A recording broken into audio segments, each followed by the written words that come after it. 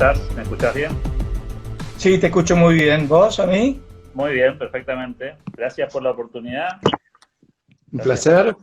Ahí estamos tratando de acomodar la pantalla. Gracias por la oportunidad, por el tiempo que nos dispensás en conversando con el club que empezamos hace algunas semanas atrás, forzado por las circunstancias, pero al mismo tiempo descubriendo que del otro lado hay gente que nos acompaña, que se prende hasta ahora, y un poco conocer un poco tus reflexiones. Le pusimos un título medio provocador, como disparador, ¿no? Esto de los corona zombies, sonaba simpático el otro día, y la primera pregunta obligada, Martín, es ¿cómo estás viviendo en lo personal, en lo familiar, esta circunstancia de la cuarentena y las sensaciones que tenés con esta pandemia que no recuerdo que hayamos vivido nunca, ¿no? Sí, en lo personal, bien, acá aislado como todo el mundo. Tuve una historia bastante de aventura, digamos, unas semanas atrás, porque yo no había tenido, por cuestiones familiares, no había tenido vacaciones, y entonces me anoté para pasar una semana en un barco que tiene un club del cual soy socio, en Angra dos Reis, en Brasil. Y entonces hay un velero. Ahí fui, y ¿qué te cuento? Que ahí se empezó a desatar todo, y bueno, y había serias dudas de si se podía volver. Mi mujer volvió en uno de los últimos aviones, y a mí me pidieron, cosa que yo no iba a hacer, que ayudara a traer el barco de vuelta. Así que me tuve que comer 8 días ahí trayendo el barco hasta acá, cosa que no suelo hacer. Así que, y una vez que llegué, bueno, cuarentena, qué sé yo, ahora ya pasó. Así que estoy como todos los demás. Recluido, pero ¿y con qué sensaciones vinculadas a nuestra visión, ¿no? Porque para los liberales esto de estar encerrados por convicción es fácil, pero cuando lo que está dando vuelta es una norma y opinable y con tanta incertidumbre como tenemos los argentinos y los ciudadanos del mundo hoy, tiene como otras aristas, ¿no? Sí, así es. Yo no sé si personalmente yo haría otra cosa, digamos, si no hubiera ninguna norma, ¿no es cierto? Pero entiendo que lo que ocurre es que en este tema, la verdad es que, lo digo desde el punto de vista personal, es no conocer, no saber cuál es sí, la receta indicada para hacer frente a esto. Creo que es un fenómeno nuevo, si bien ha habido pestes, pandemias, lo que sea, en el pasado, en la magnitud global que se da creo que es la primera vez que ocurre. Y entonces nos agarra a todos por sorpresa. Y la pregunta es entonces, ¿qué se debe hacer? Y veo que hay de todo tipo de recetas.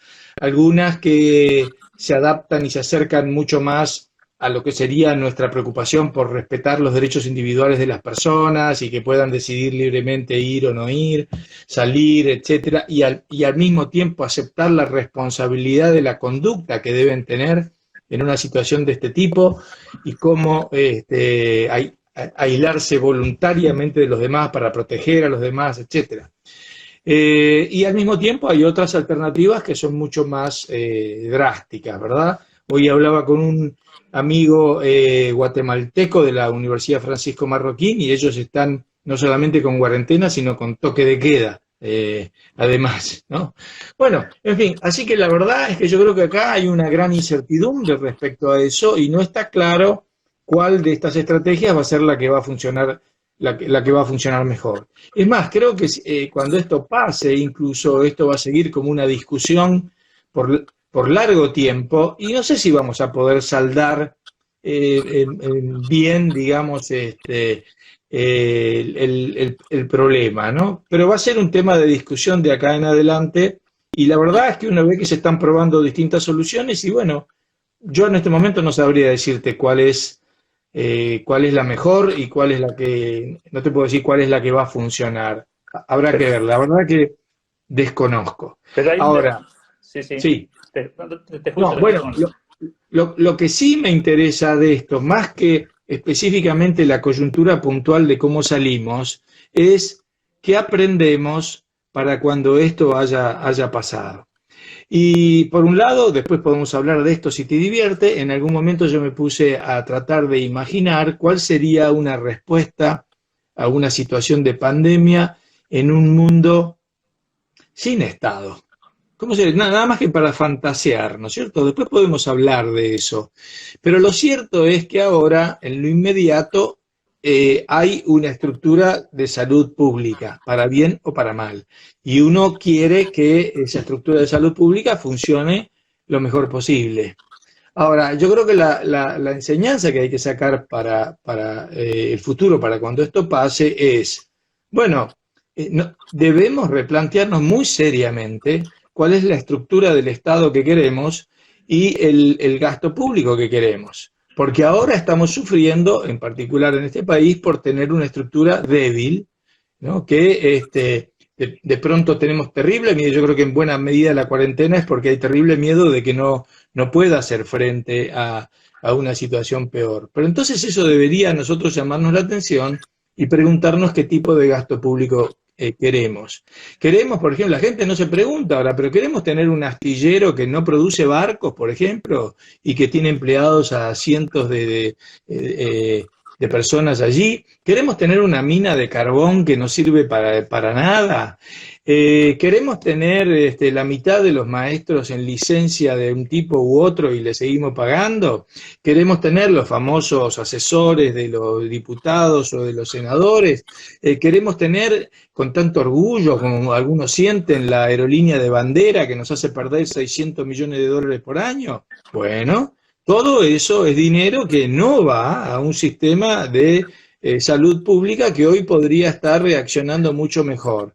Entonces, mi punto es, bueno, vamos a discutir eso, vamos a plantearnos eso cuando esto termine. Ahora en lo inmediato, ya te digo, ahora tienen que hacer lo que se pueda hacer.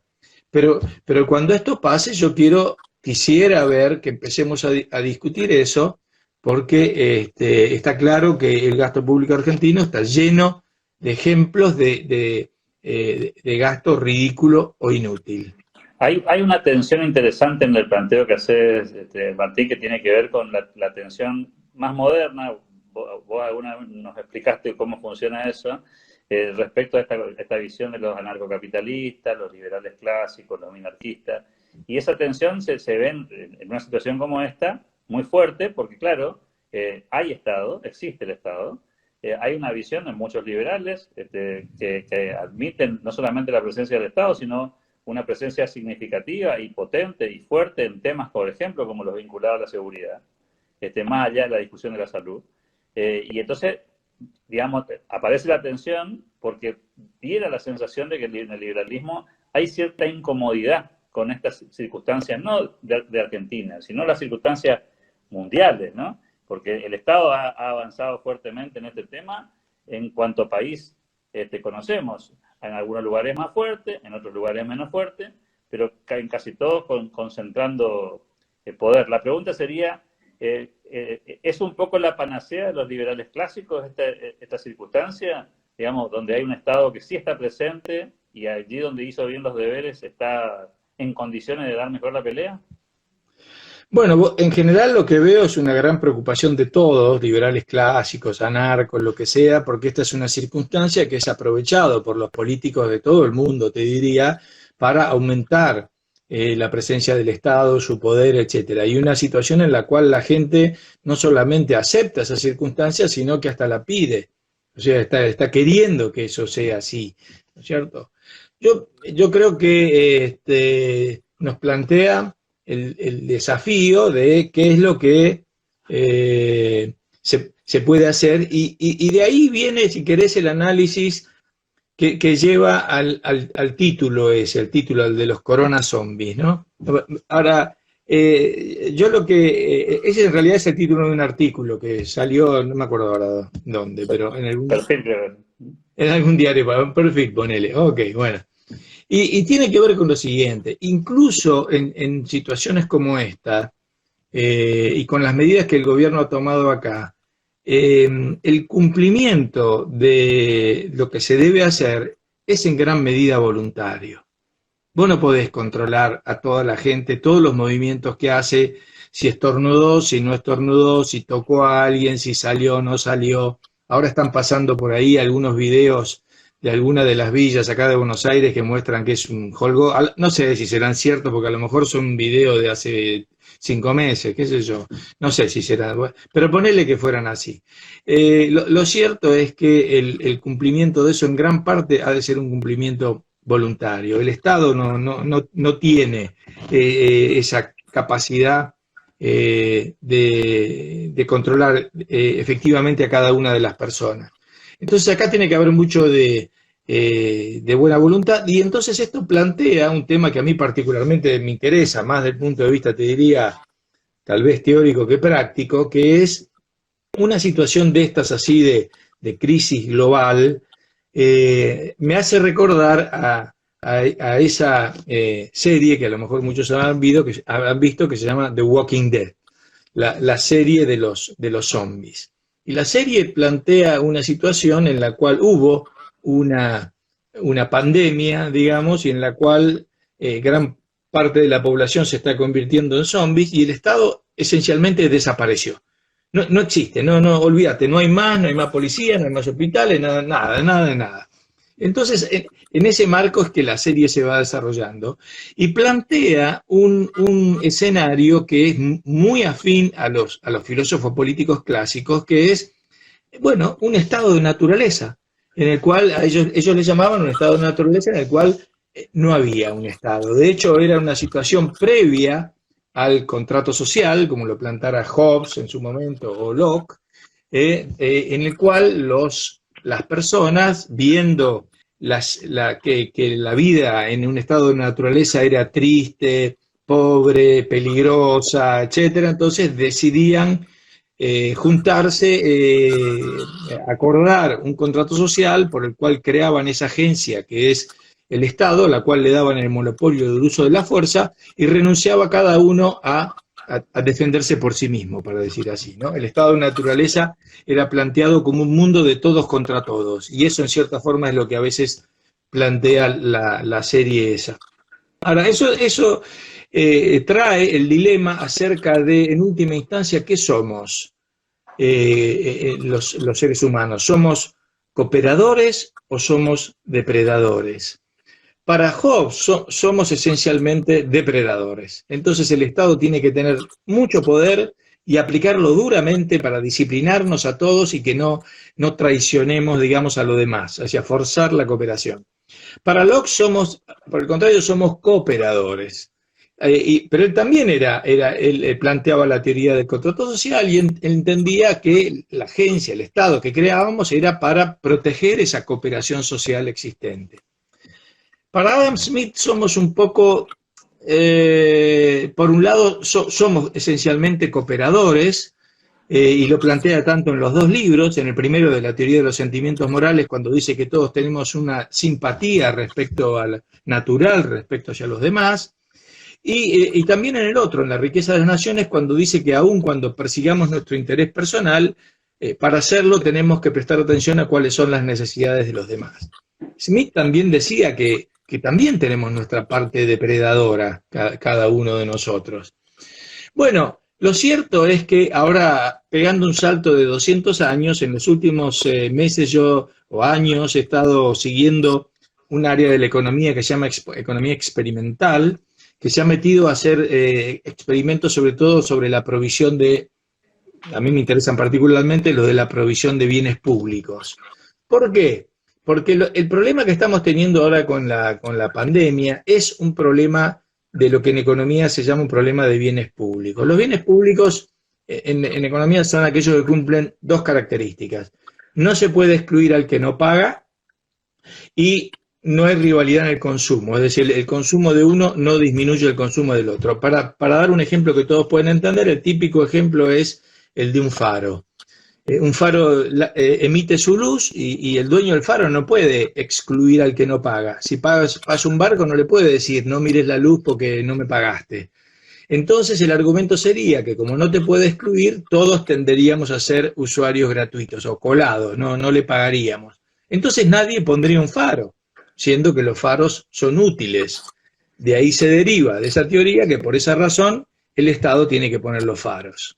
Bueno, eso es lo que se volvió como parte del corazón central de la economía predominante.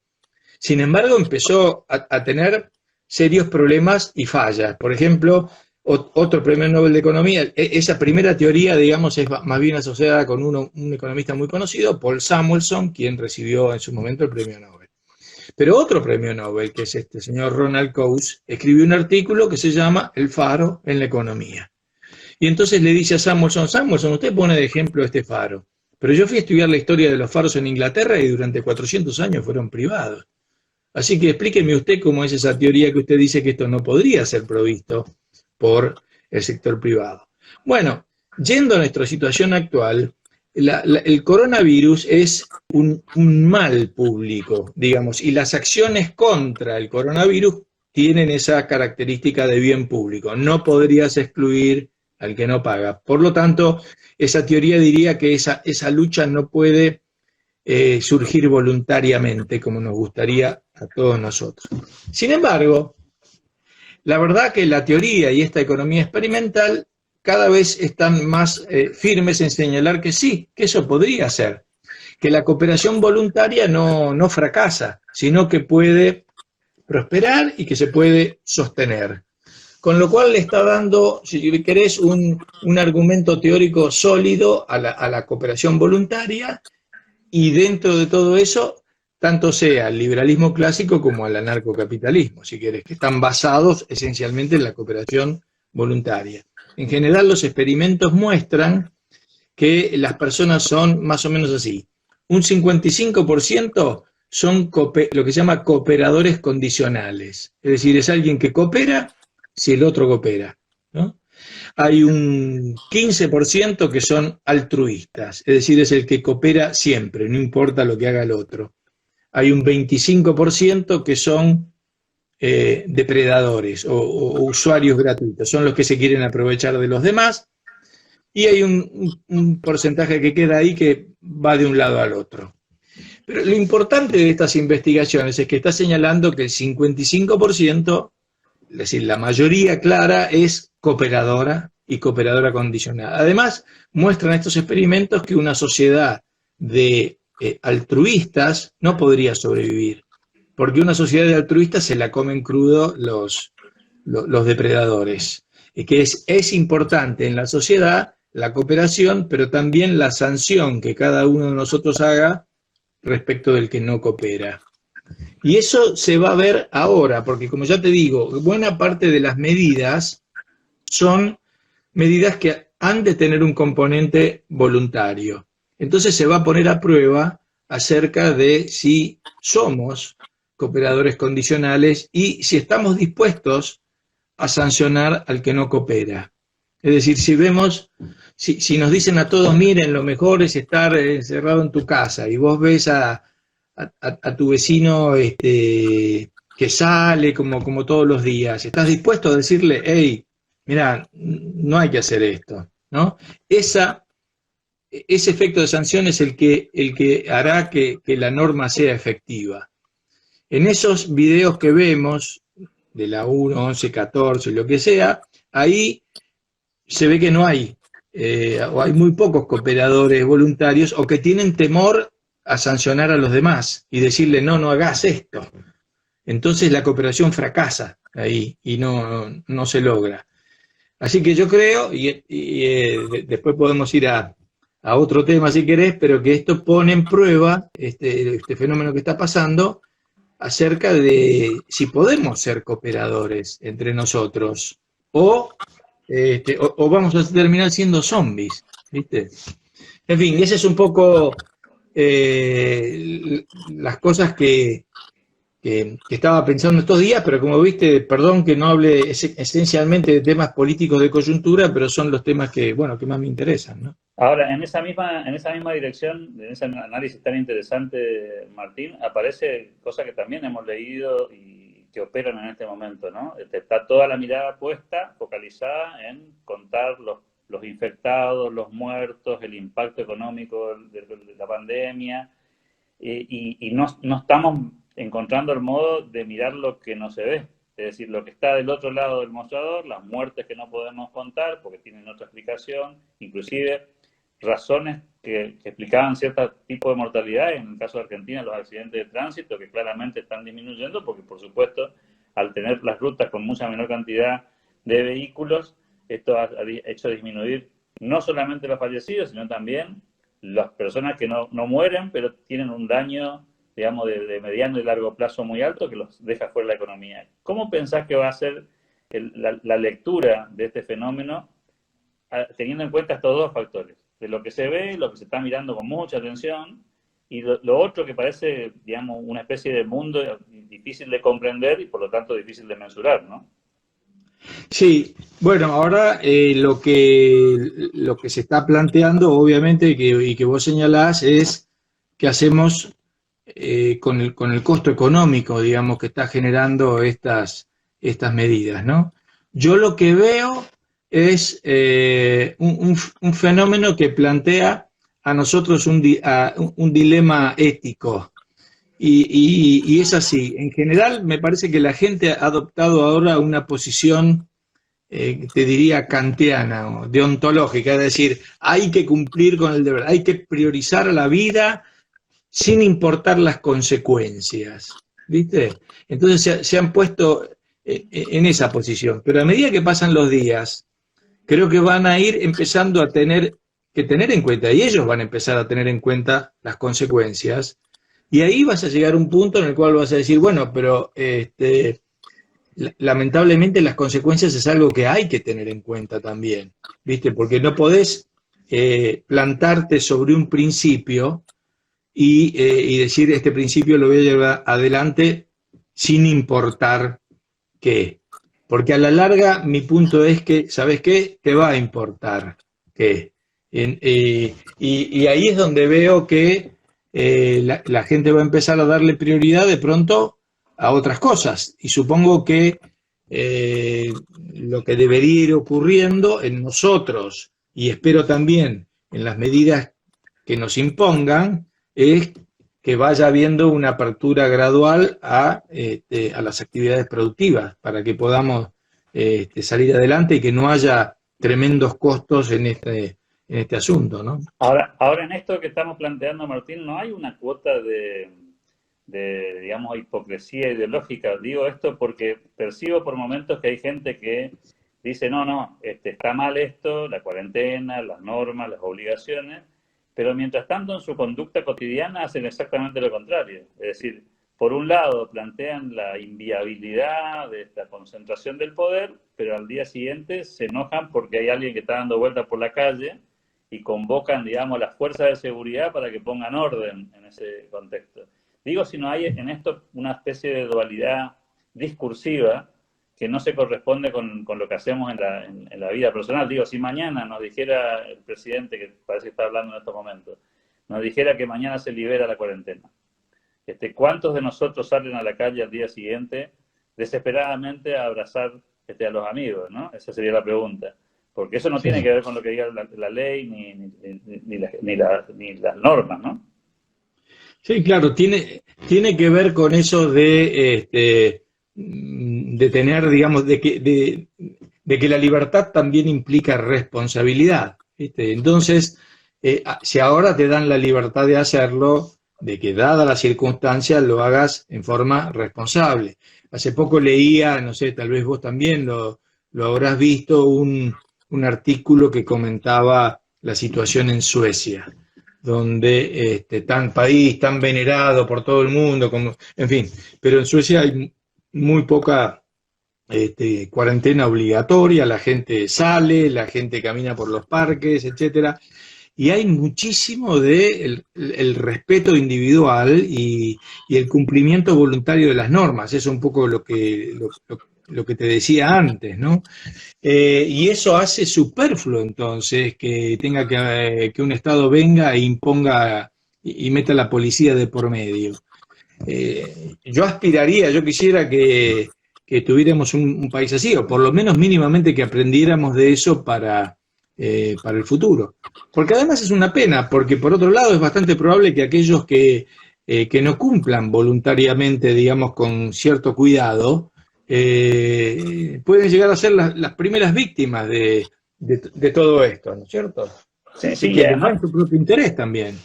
sí, y además porque la mayoría de los países han hecho bloqueos territoriales significativos con cierre de fronteras, inclusive con cierre de fronteras parecido a los de Argentina, en el sentido de que no solamente no puede entrar nadie, sino que no pueden entrar ni los propios, ¿no? O sea, tampoco pueden entrar los connacionales. Fíjate que se ha fortalecido este concepto de nacionalismo en esta mirada, porque segregamos a las personas según por el lugar en el que nacieron. Pero quería hacerte otra pregunta en la misma dirección, Martín, Claro. que tiene que ver con esta cuestión de si estamos haciendo ejercicio de nuestra libertad con una enfermedad que podemos tenerla, puede ser contagiosa, puede ser potencialmente letal para determinados grupos de riesgo, y nosotros en nuestro ejercicio de nuestra libertad podemos estar contagiando. La pregunta es, ¿allí dónde está la barrera de la libertad? Digo, porque yo puedo invocar mi capacidad de decidir por mí mismo, siempre en la medida que no lastimo derechos de terceros. Y la pregunta sería, si yo circulo por la calle y ando abrazando a toda la gente, ¿soy un ser libre o soy un ser irresponsable en términos de libertad y de mis derechos respecto a los derechos del otro? Digo. Ok, bien. Eso en cierta forma nos lleva a plantear un poco el otro tema, que es un tema más bien conceptual, es cuál sería la solución de un problema como este en un mundo sin Estado, en un mundo anarcocapitalista, ponele, ¿no? Bueno, en un mundo de ese tipo vos se cumple estrictamente el respeto al derecho de propiedad y empezando por la primera propiedad, que es la de tu propia persona y la de tu propio cuerpo, ¿no es cierto? No debería ser agredido por otros ni vos agredir a otro. Ahora bien, hay ciertas agresiones que son obvias y evidentes, como si alguien viene y te amenaza con un cuchillo o con un revólver. Pero hay otras, como sería en este caso, en el cual lo que ocurre es que alguien, tenés dos posibles situaciones, digamos. Una es que alguien te contagie sabiendo que tiene coronavirus, con lo cual habría ahí una responsabilidad mayor, ese sería ya una violación clara de tus derechos porque la otra persona te contagió sabiendo que lo tenía. Y después otra que puede ser muy común en este caso, y es que te contagie sin saber que lo tenía. O simplemente que vos fuiste y tocaste algo, qué sé yo, y te lo agarraste. Entonces ahí es difícil delimitar la responsabilidad. ¿De quién es la responsabilidad de que yo ahora me agarré esto? Bueno, yo creo que ahí normalmente cuando se plantean estos escenarios así un poco, digamos, utópicos, ¿no es cierto?, de cómo sería una solución de este tipo, en general yo parto de que la primera alternativa que habría a las políticas de un Estado serían los servicios que brindaría una compañía de seguros. Es decir, una compañía de seguros me tendría que proteger a mí, tanto sea del daño que me hagan otros, como del daño que yo pudiera hacer a otros, el seguro de terceros, digamos, como lo conocemos así, ¿no es cierto? Entonces sería la compañía de seguros la que me diría las cosas que tengo que hacer para no generar riesgo hacia los demás, porque si no las hago, la prima que voy a tener que pagar va a tener que ser altísima, porque soy una persona de alto riesgo, digamos, hacia los demás. O sea que ahí habría un mecanismo, llamarlo así, de mercado para imponer disciplina en cuanto a mis acciones, porque yo me convertiría en un mayor riesgo para esas compañías que elegiría en forma voluntaria. Ahora, dentro de eso, creo que un elemento clave, que también es un elemento clave ahora en la situación actual con gobiernos y todo eso, es lo que en economía llamamos la señalización. Es decir, poder enviar un mensaje, una señal a otros. Por eso lo que creo es que en una situación hipotética de ese tipo, lo que ocurriría es muchísimo más test de lo que hay ahora. ¿Por qué? Porque yo querría interactuar con otros, pero la verdad es que quisiera que los demás me certifiquen que no tienen el coronavirus. Entonces supongo que las compañías privadas ya están desarrollando test que te dan el resultado en cuestión de horas y que en una situación de ese tipo todos quisiéramos tener ese test y que al hacerte el test te darían como un comprobante. Ponelo, vamos a fantasear, una escarapela así grandota que dice yo me hice el test. ¿Cierto? Entonces yo iría y me acerco a vos, y si vos tenés la misma escarapela, digo, ah, bueno, yo quiero tener relaciones con vos, yo vamos a conversar, vamos, tomamos un café, hacemos negocio y lo que sea, pero no quiero con aquel que no lo tiene, porque no me puede garantizar de que no me esté contagiando.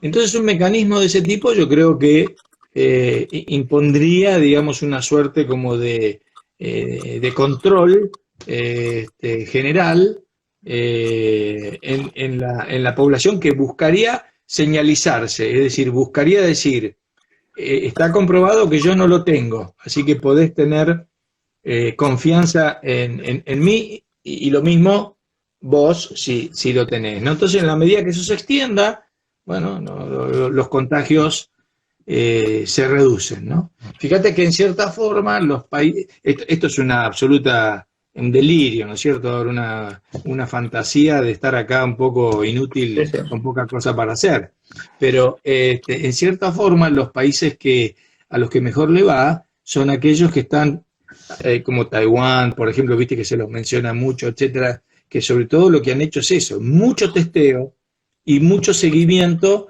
de aquel que da positivo de con quién estuvo, para seguir luego el testeo por ahí, ¿no? Y entonces ahí van aislando, ahí van, lo que hace falta es información acerca de quién tiene el virus, esencialmente, ¿no? Y los países que han hecho mucho de eso, entonces son los que en cierta forma van adelante, ¿no? Es interesante la discusión porque en realidad si sacáramos el coronavirus del medio, podríamos pensar mientras hablabas, ¿no? Podríamos hacer el mismo planteo, por ejemplo, con enfermedades como podría ser el HIV, ¿no? Es decir, también en el HIV uno podría, digamos, ser portador sano, entre comillas, y no saberlo, y poder contagiar eventualmente a otra persona por desconocimiento. Y también está aquel otro que a sabiendas podría estar generando en los demás problemas de salud, inclusive con altos indicadores también de letalidad. Pero la pregunta iba un poco orientada a esta cuestión que a los liberales nos hace un poco de ruido, que es si en esta famosa libertad que tenemos todos de hacer lo que nos plazca, y ese límite tan claro que tenemos de no lastimar al otro y hacernos cargo si eventualmente lo hacemos, en esto parece un poco más difuso, tal vez porque todavía no sabemos lo suficiente de esta enfermedad. Tal vez dentro de un tiempo tu escarapela que planteabas haya que agregarle la del que ya tuvo el coronavirus, ¿no? El que ya está inmunizado y que ese ya no solamente no tiene, sino que no puede tener. Cosa que el que no tiene, tal vez tengamos que pensar que dentro de una semana podría tenerlo, ¿no? Pero la pregunta iba a ir para este lado. ¿Podemos hablar de casos de éxito en estas circunstancias cuando hablamos de libertades, cuando hablamos de funcionamiento de los gobiernos? ¿O hablamos un poco de control de daños, ¿no? de minimización de impacto más que de casos de éxito? Sí, no, yo creo que todavía es muy temprano para hablar de algo así, así que no sabemos. Aparentemente a algunos de esos países les va bien y eso que permiten seguir produciendo y digo, salir a trabajar y, mientras se mantenga la distancia social y ya te digo, mucho test y todo eso, pero la verdad es que hay que esperar porque de pronto le cae la ola y vaya a saber qué es lo que ocurre. Así que creo que todavía ahí el veredicto no se puede dar en estos momentos, ¿no? En La, la, fin, la, la última, no te dale. queremos robar demasiado tiempo, Martín. Tiene que ver con pensar en este sentido cómo juegan los plazos en esto, ¿no? Por ahora mucha gente dice, bueno, en unas semanas me aguanto, me alcanza algún dinero para aguantar, siempre hay algún familiar que te puede hacer el aguante, y es como que hay una especie de flexibilidad mental para aceptar, digamos, incomodidades de corto plazo. La pregunta es, ¿qué pasa con la mente de los seres humanos cuando esto transcurre el tiempo y la escasez entra a jugar un rol que hoy no tiene, ¿no? Es decir, vos y yo tenemos conexión a internet, tenemos energía eléctrica, podemos conversar, pero tal vez dentro de 3 semanas eso no sea parte de nuestra realidad, ¿no? Bueno, claro. Digamos, ahí va a salir el escenario de Walking Dead, ¿viste? Se empieza a acabar todo eso y agarrate Catalina, ¿viste? Porque salir y que te agarren los zombies. La cosa sí, evidentemente, digamos, por un lado se puede complicar hacia el ámbito de lo desagradable, diría, o puede haber simplemente una situación incontrolable en la cual la gente diga salgo a trabajar y chau, ¿viste? No salgo a depredar. Ahí va a haber un test, Dilema. un dilema. ¿Qué hago? ¿Salgo a tratar de depredar y agarrar a lo que tengan los demás o salgo a producir? Bueno, obviamente que ahí la señal que envíe el gobierno respecto a eso va a ser de fundamental importancia para ver si la gente hace una cosa u otra, ¿no? Ahora sí, la última, Martín, y te liberamos. ¿Pensás que después de todo este episodio, de toda esta aventura que está transcurriendo el mundo, vamos a tener gobiernos y sociedades más pro Estado? ¿Pensás que va a haber un descrédito de la política y eso puede hacer que las sociedades busquen soluciones más de mercado? ¿Cuál es tu percepción de hacia dónde va el mundo? Mirá, 2 respuestas te voy a dar a eso. La primera, no tengo la menor idea. La segunda es que yo soy algo así como un libertario borgiano. Y Borges tenía algunas frases extraordinarias, algunas de las cuales decían, mire, yo sé que el Estado va a dejar de existir. Probablemente tardará, no sé, 200, 300 años, pero yo tengo una gran esperanza de que eso efectivamente va a suceder. Y bueno, yo creo que efectivamente así, tal vez porque los avances de la tecnología van a volver el Estado obsoleto o algo de eso, yo creo que eso, pero no ahora, digamos, yo no va a ser para mí eso, y aunque entiendo que puede ser que la evolución de la sociedad, digamos, llegue a alguna situación de ese tipo. Pero la verdad que en lo inmediato, no. Si hay algo que no puede ser que en lo inmediato la gente al principio quiera más protección del papá Estado, ¿no es cierto? Pero que después inevitablemente siempre de alguna forma u otra se descorazona, se frustra eso por lo ineficiente que el Estado es. Y en algunos países, tal vez no en el nuestro, sigue habiendo en la gente ese valor de la libertad, ese valor del respeto a los derechos individuales, sigue estando y tal vez esa llama pueda seguir prendida. Recordemos que cuando Hayek, por ejemplo, funda la sociedad Mont Pelerin, era porque en ese momento el mundo vos tenías aproximadamente la mitad del planeta en un sistema comunista o próximo a ser comunista, ¿no? La Unión Soviética, China, o sea, habías tenido los nazis por un lado y ahora los comunistas en la mitad del mundo. Peor situación que esa no podés imaginar. Y sin embargo ahora estamos 70 años después en un mundo muchísimo mejor comparado a eso, donde el comunismo ha caído, donde los países que eran más comunistas ahora son recontra competentes en el mercado, como China, autoritarios por supuesto, pero completamente distintos de lo que eran antes. O sea que si te pones a ver en un plazo de 70 años venimos ganando por goleada. Lo que pasa es que, claro, nos angustiamos en lo inmediato y acá la verdad es que a diferencia del resto del mundo, si en el mundo, llamarlo así, en general nuestras ideas vienen ganando por goleada, en la Argentina en los últimos 70 años digamos que venimos perdiendo la copa, ¿verdad? Entonces por eso es nuestra frustración. Somos la excepción que confirma la regla. Así. Muchísimas gracias por tu tiempo, ojalá que el rugby vuelva pronto. ¿Cómo que no? Mirá, ¿vos ves ahí la camiseta de los Pumas? Sí, se ve perfectamente. ¿La ves ahí atrás? Sí, estamos ansiosos por el regreso. Firmada la tengo, firmada por, sí, por varios, Nico Sánchez, Petty, varios me firmaron esa. Así que ahí vamos a estar esperando, sí. Gracias por tu tiempo, Martín, como siempre, por tu generosidad y nos vamos a encontrar en cualquier momento nuevamente. Bueno, un abrazo, saludos a todos, muchas gracias. Hasta pronto.